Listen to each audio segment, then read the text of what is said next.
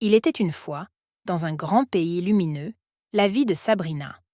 Sabrina était très riche et très belle. Elle avait une grande maison, beaucoup de vêtements et de bijoux brillants. Son père lui avait donné tout cet argent avant de partir vers les étoiles. Tous les habitants du village disaient « Waouh » quand ils la voyaient. Mais Sabrina était un peu différente. Elle aimait être avec les gens qui avaient beaucoup d'argent, comme elle. Elle ne jouait pas avec ceux qui avaient moins, et même quand ils lui souriaient, parfois elle ne souriait pas à son tour. Son père n'était pas comme ça. Il était gentil avec tout le monde et partageait son argent. Les gens l'aimaient beaucoup. Cependant, ils aimaient toujours Sabrina, espérant qu'un jour elle serait comme son père. Sabrina ne pensait pas à se marier. Sa mère lui disait « Sabrina, tu ne rajeunis pas, trouve quelqu'un de bien. » Mais Sabrina secoue la tête et dit « Je ne veux pas.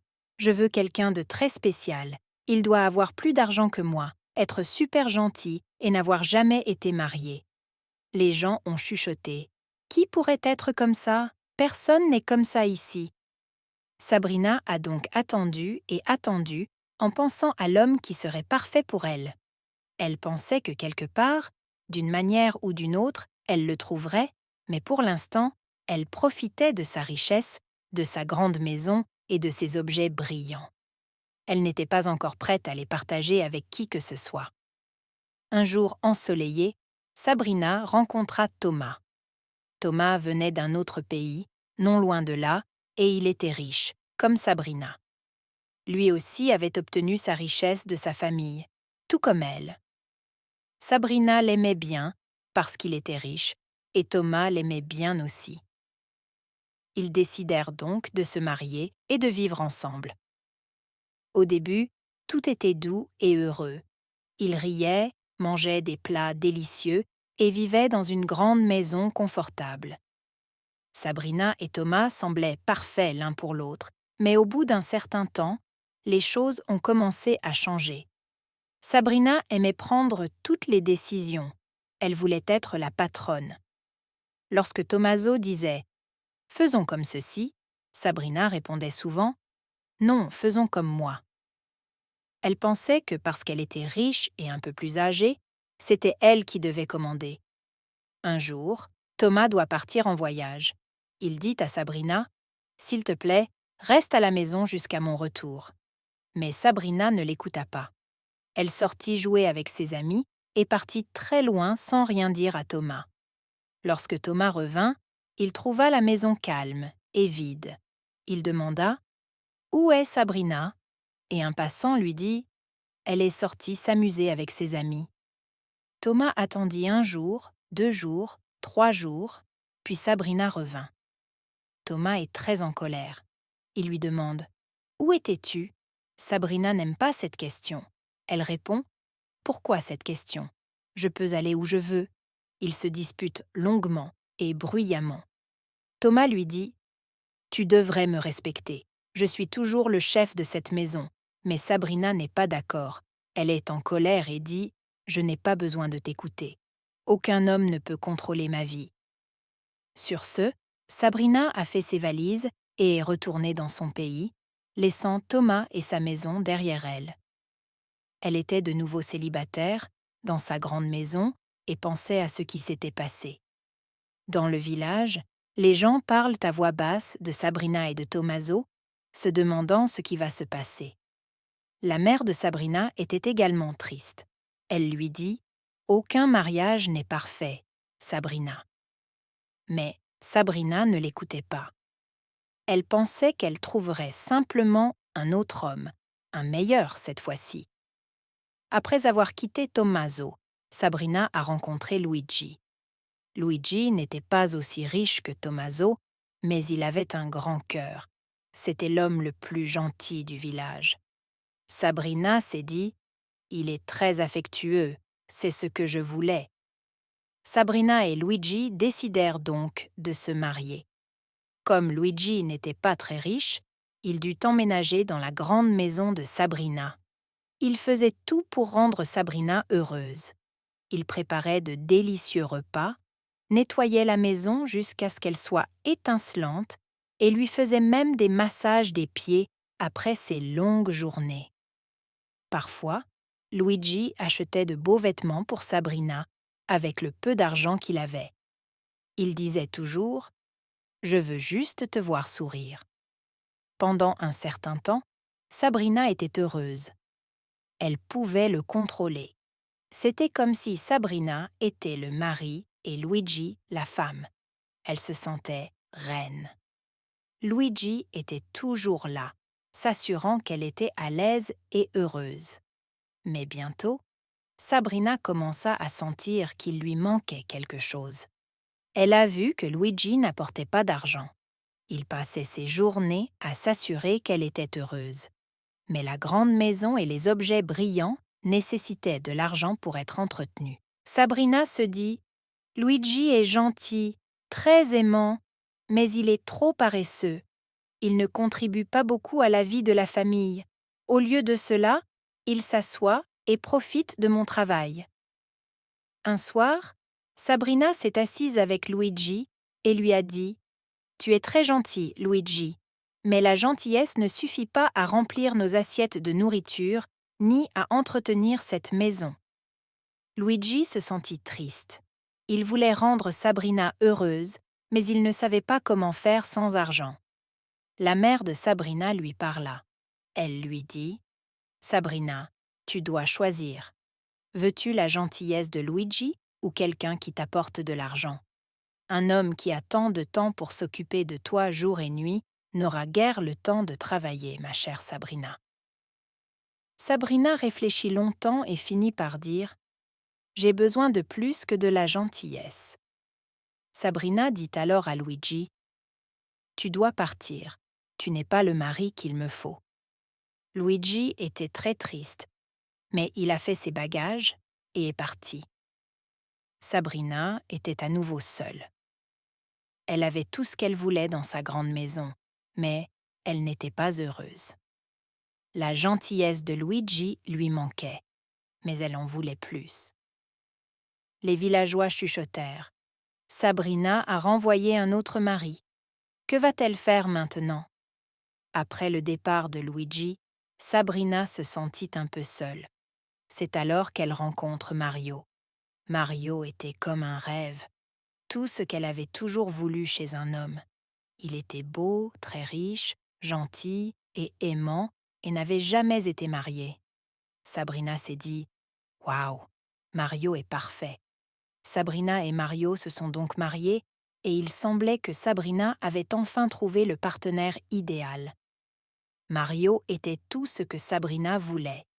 Il lui achetait de belles choses, l'emmenait dans des endroits sympas et s'assurait toujours qu'elle souriait.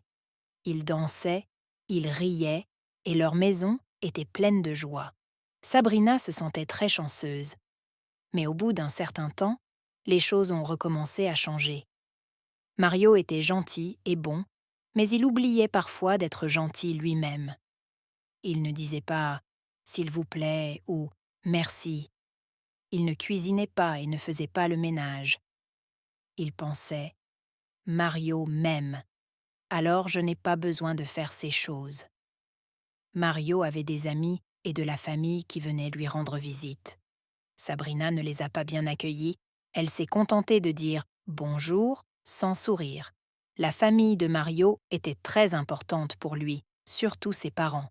Mais Sabrina ne leur rendait pas visite et ne les aidait pas. Elle disait « Pourquoi devrais-je faire cela? Ils peuvent se débrouiller tout seuls. » Les parents de Mario l'ont remarqué.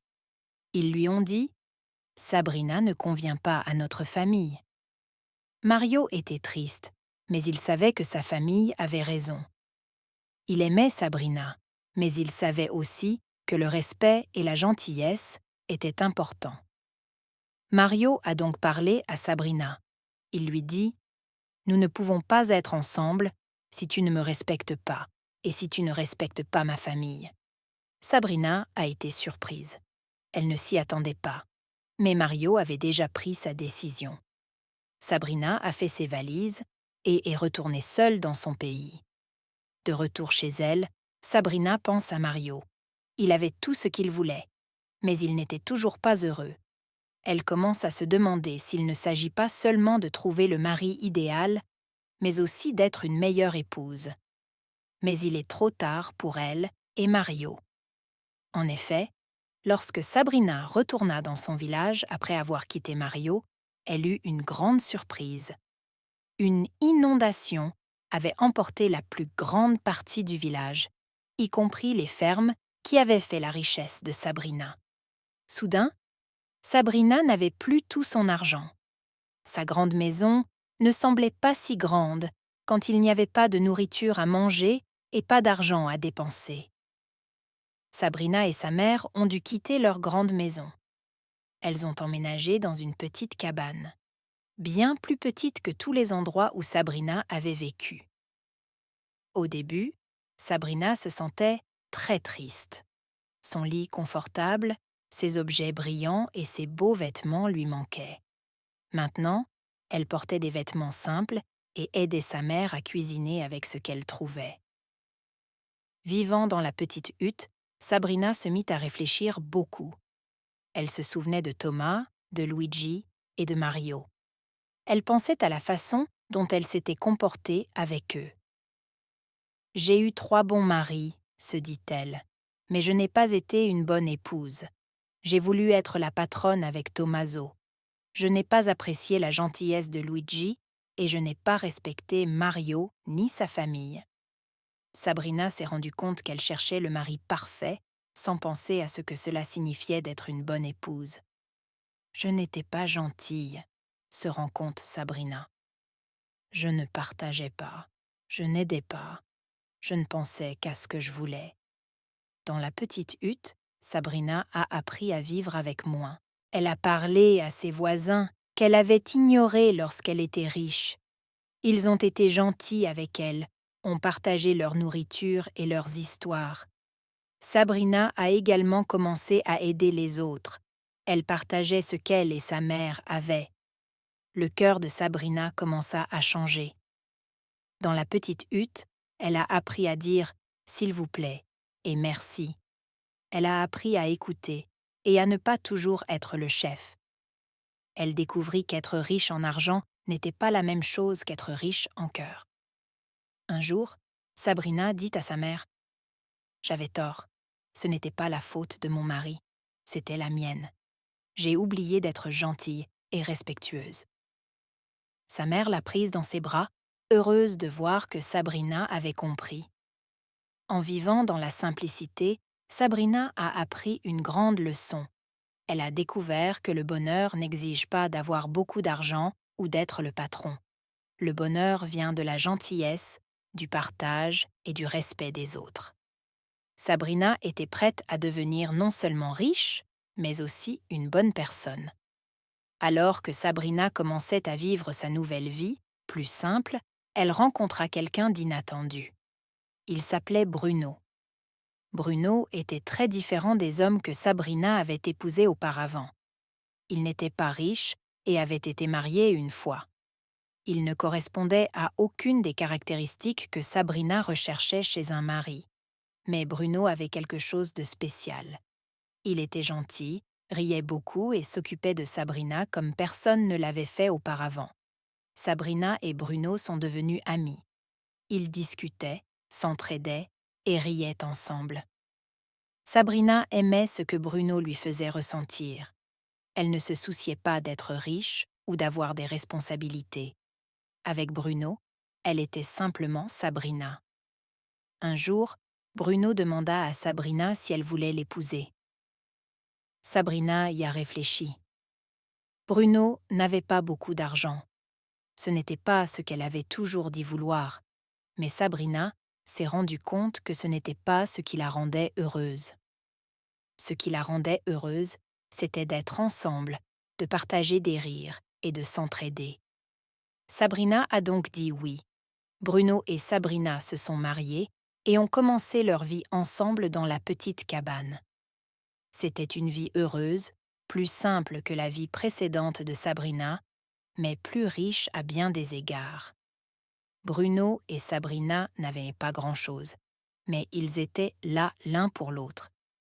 Ils partageaient tout ce qu'ils avaient et travaillaient ensemble pour faire de leur petite maison un lieu d'amour et de rire. Sabrina est restée fidèle à Bruno. Elle n'a pas cherché quelqu'un de plus riche ou de plus puissant. Elle a appris à apprécier ce qu'elle avait. Bruno et Sabrina se respectaient mutuellement, écoutaient quand l'autre parlait et s'entraidaient sans avoir à le demander. Les voisins ont vu à quel point Sabrina et Bruno étaient heureux. Ils ont vu comment Sabrina avait changé. Elle était plus gentille, souriait davantage et aidait les autres. Sabrina avait grandi. Elle avait appris que le bonheur ne vient pas du fait d'avoir plus d'argent ou d'être responsable. Il vient du partage de la vie avec quelqu'un qui se soucie de vous, de la gentillesse et du bonheur avec ce que vous avez. Le mariage de Sabrina et Bruno ne ressemblait pas aux histoires de richesse et de palais. C'était l'histoire d'un vrai bonheur, trouvé dans une petite hutte, avec des vêtements et une nourriture simple. Mais c'était leur histoire, et elle était pleine d'amour. Sabrina a enfin trouvé ce qu'elle cherchait, non pas dans la richesse ou le pouvoir, mais dans un cœur qui lui ressemble. Au crépuscule d'une belle soirée, Sabrina s'assit à l'extérieur de sa petite hutte, regardant les étoiles. Elle pensait à son long voyage depuis l'époque où elle vivait dans une grande maison avec beaucoup de choses brillantes jusqu'à aujourd'hui, où elle vivait simplement avec Bruno. Elle avait le cœur plein. Sabrina se souvint qu'elle avait pensé un jour qu'un mari riche, aimant et jamais marié la rendrait heureuse. Elle avait épousé Tommaso, Luigi et Mario, cherchant le bonheur dans ce qu'il pouvait lui donner ou dans ce qu'il lui faisait ressentir. Mais à chaque fois, il manquait quelque chose. Ce n'est que lorsque tout a changé, lorsqu'elle a perdu sa richesse et vécu une vie plus simple, que Sabrina a trouvé le vrai bonheur avec Bruno. Sabrina a appris que le bonheur ne consiste pas à être riche ou à diriger, mais à partager, à comprendre et à aimer. Elle a appris qu'aucun mariage n'est parfait, que chaque relation a ses défis, mais que ce qui compte, c'est la façon dont vous faites face à ces défis ensemble. Il s'agit de se comprendre, de faire des compromis et d'être là l'un pour l'autre. Sabrina a pris conscience de ses erreurs. En regardant les étoiles, Sabrina s'est sentie reconnaissante de son voyage. Il lui avait appris la véritable signification de l'amour et du bonheur. Elle était reconnaissante à Bruno, à son amour et à la vie qu'ils partageaient ensemble. La morale de l'histoire de Sabrina est claire. Aucun mariage n'est parfait à 100%. Ce qui rend un mariage parfait, ce n'est pas de trouver la personne parfaite, mais de trouver quelqu'un avec qui on peut grandir, comprendre et faire des compromis pour construire une relation forte et aimante. Le bonheur ne vient pas de la recherche de la perfection chez les autres, mais de l'appréciation de ce que l'on a et de l'amour et de la compréhension que l'on partage ensemble. L'histoire de Sabrina nous rappelle que la clé d'une vie et d'un mariage heureux ne réside pas dans la richesse ou le statut de votre partenaire, mais dans l'amour, le respect et la compréhension que vous partagez. Et c'est ce qu'il y a de plus précieux. J'espère que cette histoire vous a plu. Si c'est le cas, aimez la vidéo, partagez-la avec votre famille et vos amis, commentez-la, et n'oubliez pas de vous abonner à la chaîne et d'activer la cloche pour d'autres histoires fascinantes comme celle-ci. Au revoir!